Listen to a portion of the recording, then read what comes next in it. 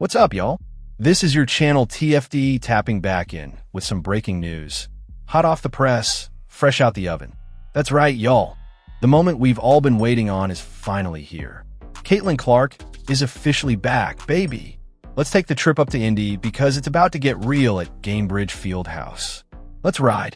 Now look, after 5 long games, the drought is over. Yesterday, we gave y'all the inside scoop on Caitlin returning to practice. And she looked smooth, man. Sharp, quick, laughing, tossing footballs with the staff's kids like nothing ever happened. And today, Stephanie White just confirmed it. Clark is suiting up tomorrow against the Golden State Valkyries. Yes, sir, the GOAT is back. And I swear, the Fever fans gotta be shouting hallelujah right now, because it was looking dark out there for a minute. But yo, here's where it gets spicy. Let's talk Caitlin Clark and Aari McDonald. This dynamic hasn't even hit the floor yet. Remember, Aari was filling in while Clark was recovering. And now both are healthy? Man, what does that look like? Could we be seeing 2 floor generals sharing the court? Could Aari slide to the 2 like Kate Martin did at Iowa? Bruh, this could be Iowa 2.0 all over again. Caitlin and Kate ran that show. Now it might be Caitlin and Aari running the East. They better let Aari cook. I'm telling you right now. If Indiana doesn't figure out a way to work her in consistently, they're fumbled the bag straight up. She's a bucket. She's got the speed, she's got the motor, and with Caitlin drawing all the attention, it's free food for Aari out there, man. Now, this game isn't just any return for Caitlin. It's personal. She's facing her bestie Kate Martin, who's balling with the Valkyries in their expansion debut. That adds a little extra fuel to the fire, a little friendly smoke on the court. Clark talked today after practice and opened up, said this whole stretch has been tough. She's never missed this much time. 10 total games out this season, 5 straight from this groin setback. And we forget, earlier this season, it was a quad strain too. She's been battling. But even with all that, her energy's back. Smiling, cracking jokes, having fun. That's the Caitlin we know. Now, keep in mind, Fever got a rough stretch coming. 5 games in 7 days before All-Star break. 3 at home, then a tough back-to-back. Connecticut Sun in Boston, then New York Liberty in Brooklyn. And don't forget, Clark also recorded her WNBA All-Star draft picks Monday night. It airs Tuesday night on WNBA Countdown. So yeah, she's back in the mix big time. We spoke with both Stephanie White and Caitlin Clark after today's practice. You don't want to miss what they had to say. Roll the clip. But now first see this. Caitlin Clark and Napheesa Collier have decided to trade coaches. That means Cheryl Reeve will now coach Team Collier and Sandy Brondello will lead Team Clark. 2025 WNBA All-Star. I'm going to start with you here, Caitlin. You said you might be aggressive on the trade market once this opened up.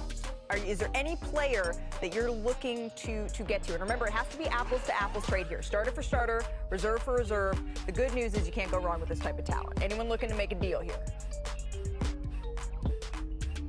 To be completely honest, I love my team. I think they're great. I don't have any intentions of really trading any of them. I don't know if this is in the rules. I don't really care. But I think we've already discussed we are going to trade coaches. Fee's going to take her coach, Sandy Brondello. Let's get it. Ooh. It's going to be amazing. Sorry, WNBA, if that's not in the rule. Sorry, ESPN, if that's not in the rules, but we just made it a rule. So, Sandy Brondello, come on over. Whoa. Let's get to it. You can coach Sabrina. So therefore, maybe Stewie wants to come on over to my team. Whoa. Let me know. Fee, you want to give me Stewie? We have breaking news here. I don't know that I've heard of a coach being traded in the All-Star game. This is something that you're agreeing to, Fee. There's no terms to this deal. I agree with Cheryl. I agree with the trade. I love Cheryl. She's my coach here. And you know what? That's just going to be worse for Team Clark because now we got more chemistry on our side. We got more synergy. We know what we expect from each other. So that was a bad move on your part, Caitlin. We're taking you down. Oh. Let's see what Caitlin said about her health and game. You beat tomorrow? Oh gosh, it'd be nice. It's a tiny football. You can chuck it a mile long. What have these last few days felt like for you leading into tomorrow's game? Yeah, I think it's just nice to get back out there and get to the flow of, playing with my teammates again. And, it's gonna be fun to get back out there hopefully and just feel things again. I think, I don't know what type of minutes I'm going to get will look like, but just when I'm out there, like, compete, play hard. This is going to be a team that's going to be moving constantly, so just being aware and active, bring energy. I think that, it's obviously hard sitting out and watching for a few weeks, so I'm definitely excited to get back out there. Steph said yesterday you're not a fan of minutes restrictions. How do you anticipate all that actually going when you play a little bit? Yeah, I hope to play a decent amount, maybe upper 20s. I guess it just depends how I feel and how the game goes and, what the team needs as well. But, I feel pretty good, but probably going to try not to overdo it as well and put myself in a good position moving forward. Caitlin, Steph talked about you having your coach's hat on during this stretch. Is there a particular thing or things you find yourself looking at most often while you've been watching? I try to notice as much as I can. I think, when we're successful, it really starts on defense for us. I think when we're disruptive, when we're up in passing lanes, defending hard, active hands, things like that, I think that's what leads to us being really good offensively. I think that's what led to our 2 games where we beat the Lynx and beat the Aces, and I think we lacked in that area versus the Sparks. We kind of just let them do whatever they want to. I thought we were a step behind, so I think that has to be intentional for our group going forward, is like we have to be a step ahead of everything, and that just comes down to knowing personnel and knowing our scout and being very intentional in that, and I think that's kind of where the coaches have challenged us too. How has Aari's addition kind of changed that vibe with this defensive group? Yeah, she's as active as they come. She's going to be aggressive. She's going to pressure you. She's going to have her hands in passing lane. She's going to cause a little bit of havoc out there, and I think that's exactly what we need. And she's going to pick up pull, and I know that well. She guarded me a couple times last year, so I think she's been tremendous for us, honestly. Caitlin, how much are you just looking forward to being on the court with Aari? Yeah, I think it'll be great. Obviously, I haven't played a game with her, I don't think, at least. She's kind of been here when I've been out, so I think it'll be great. I think it'll be nice to play with another point guard who can, read the floor really well and, get me to come off a few screens rather than, just playing out a ball screen mostly. And, we're still going to do a lot of that and play in transition and all that, but when we have an opportunity to run me off some screens, and I think that just gives the defense another thing they have to plan for, and we're not, as predictable as we may have been earlier in the season. So try some of that, but I think it'll be a lot of fun. How much did you enjoy celebrating that cup we saw all the videos, but what was that celebration like for you with your teammates? Just really proud of my team, honestly. They went in there and they believed that they could win, and they prepared that they could win, and that's exactly what they did. I thought, we dictated defensively, and that's a really, really hard place to play. I don't think the Lynx have lost there yet because that game didn't count, so they're technically undefeated at home, and, it's one of the hardest places to play, and that's not just the past years. That's over the course of the Lynx franchise. They've always, dominated their home court. So especially to go in there on that type of game with that type of high stakes, I'm really proud of our group. So it was fun celebrating with all of them. Steph has talked about kind of taking some pressure off you with Aari kind of running point and some actions and you playing off the ball. Just how do you think that will help when you reintegrate onto the court?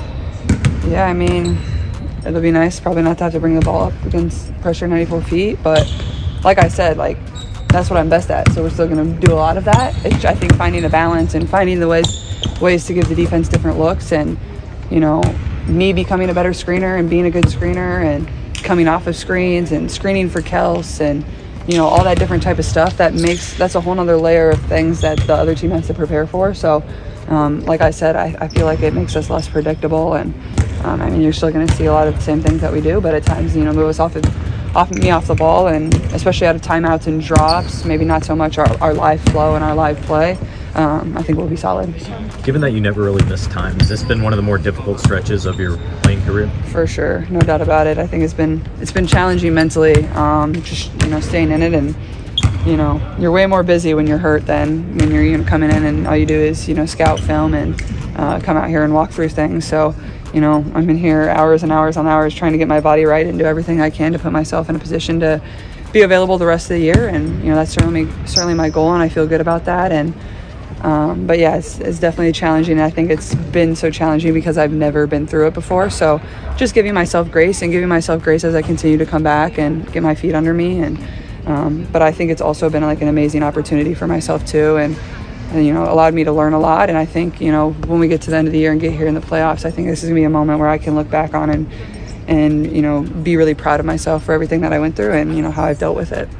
Caitlin, you've been on the J-Dub before. Yeah. What do you think now that you've seen the finished product for this?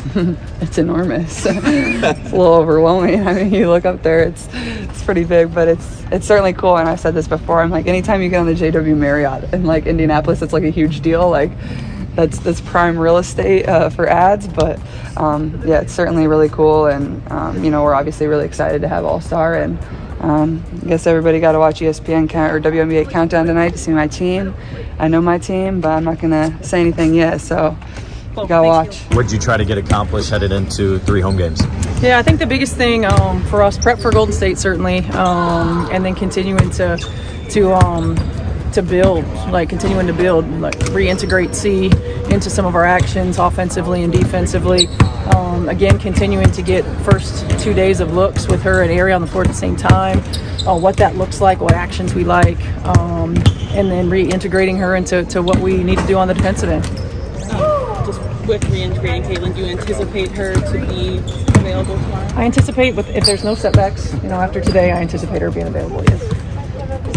Steph, what have you seen out of the group without her that kind of, as you started this reintegration process, you learned about this group since Caitlin with the rotation? Yeah, I mean, first and foremost, our defensive energy and effort had been really good.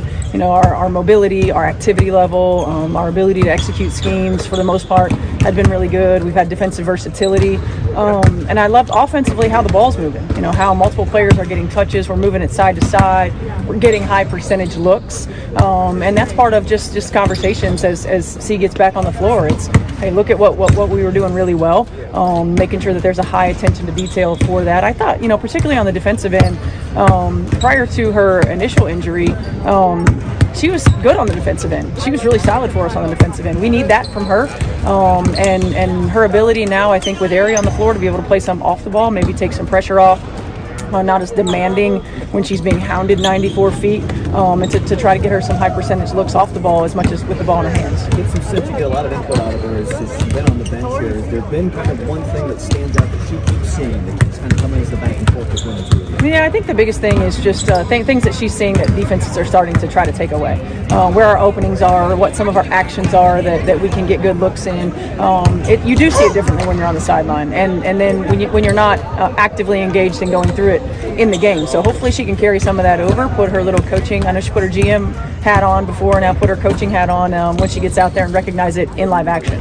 You know what day specifically DD will be back with you guys? I feel like DD's getting back into town today, and should be around tomorrow. It's typically 5 and 7 days.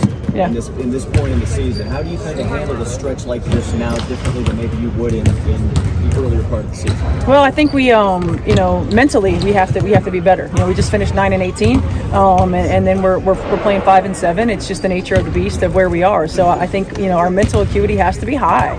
We've got to be able to not go through, if we don't have time to go through everything on the floor, we've got to be able to lock in mentally. And then I think we, now reintegrating C, getting DD back, and now we have a couple more players, so our rotation's a little bit deeper. So for us as a staff, we might not have to go longer periods of time with the same rotation. Get them in and out a little bit quicker, try to stay fresh, or as fresh as possible. Did you learn any more about Caitlin's gravity that she has when she's out there and how this might open things up just because defenders keen on her and opening things up from what you've seen from your current group over the last few weeks? Yeah, I mean, I think certainly, especially if she's off the ball, she's going to draw attention. So if she's in action off the ball, or even if she's spacing the floor off the ball, she's going to open up things for everybody else. When she has the ball in her hands, you almost use her as bait sometimes because of the way that teams are going to play her, and be able to get it out and get it to the backside and get some high percentage shots. I mean, she's a willing passer, and so she's somebody who makes her teammates better instinctually just by being on the floor. But I think the gravity of her ability to score and now our ability to use her off the ball will open up the paint for our downhill drivers. What's the personality of this last stretch? Yep. They found another level here in the last month or so. Yeah, she's been great. I think the biggest thing for us is how we use her. We use her as a hub. She's really embraced that role.